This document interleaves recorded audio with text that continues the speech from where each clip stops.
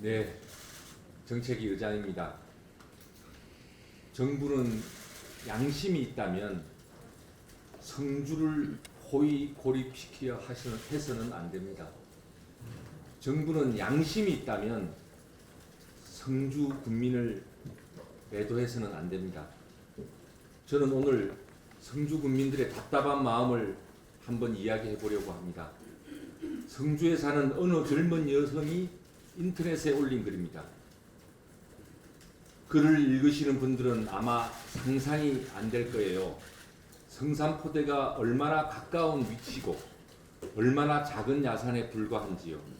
제 모교인 성주 여고는 산에 있어서 학교에서 정면으로 성산포대가 보인답니다.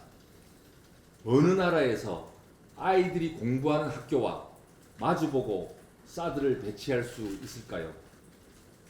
그리고 더 속상한 건 대부분 성주분들이 님비 현상을 일으키고 있다고 그렇게 바라보는 게 안타깝습니다. 마른 하늘의 날벼락이라는 말, 요즘 성주 국민들에게 꼭 맞는 말이 아닌가 생각합니다. 성주는 10여 년 동안 인구 4만 5천 명에 정체되어 있는 지방의 작은 군지역입니다.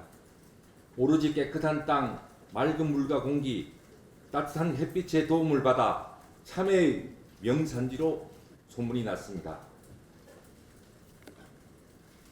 조용하고 평화로웠던 마을이었습니다. 정부의 특별한 혜택을 받은 것도 없고 특별히 발전한 것도 아니었지만 늘 정부를 지지해왔고 마을 해관에는 박근혜 대통령의 대형 사진을 걸어놓고 살던 순박 그 자체의 농사꾼들이었습니다.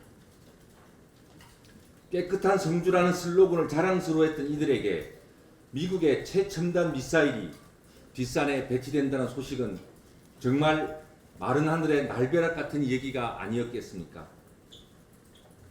고출력 레이더와 미사일을 머리에 이고 평생을 살아야 한다는 것은 그 유해성 논란을 떠나 정말 상상하기만 해도 끔찍했을 것입니다. 데모라고는 텔레비전 밖에 보지 못했던 시골 어르신들이 청천벽력 같은 사드 배치 소식에 군청 앞으로 몰려든 것은 어쩌면 너무나 당연했던 일이었습니다. 철석같이 믿었던 정부로부터 버림받았던 배신감으로 인해 불안감과 분노, 혼란은 더 커졌을 것입니다.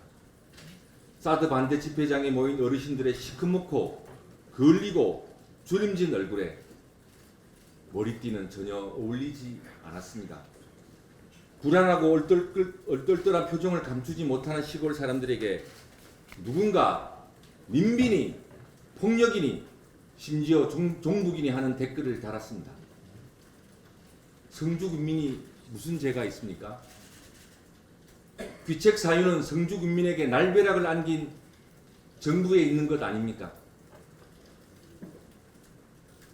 성주 군민은 주권을 가진 대한민국 국민의 일원입니다. 왜 다른 국민의 취급을 받아야 합니까? 성주는 일제 때는 심산 김창숙 선생과 한계 이승희 선생과 같은 독립투사를 배출한 지역입니다. 6.25 동란 때 낙동강 정투의 최전선에 있었던 곳입니다. 그래서 성주 군민의 안보식은 남달랐던 것입니다.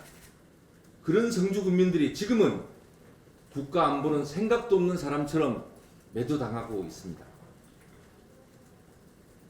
원자력 발전소 부지와 방사능 폐기물 부지 선정 때에는 그래도 사전 공고를 하고 절차를 밟았는데 이번에 무슨 공고가 있었고 무슨 절차가 있었습니까?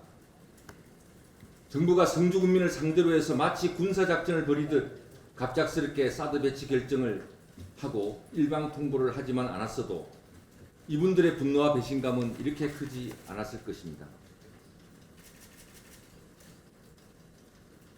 지금 성주는 종합적인 국익을 고려하고 민주주의를 존중하는 정부를 바라는 온 국민을 대신하여 십자가를 지고 있는 것입니다.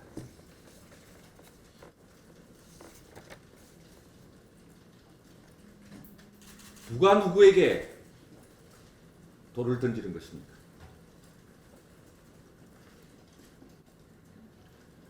정부는 성주를 고립시키기만 하면 사드 배치를 해낼 수 있다는 착각에서 벗어나시기 바랍니다. 정부는 성주 군민을 매도할 자격도 권리도 없습니다. 성주포대는 지금 대한민국 국군의 기지입니다. 곧 미군이 운영하는 사드 배치가 이루어질 지역이라고 합니다. 새로운 미군 기지가 제공되는 것입니다. 바로 헌법에 규정한 국회 비준 동의 대상인 것입니다. 정부는 성주에 대한 매도를 그만하고 국회 비준 동의안을 조속히 국회에 제출하십시오. 그것이 성주 국민들에게 사죄하고 대한민국 국민들에게 지금이라도 잘못된 결정 과정을 치유하는 길이 될 것입니다.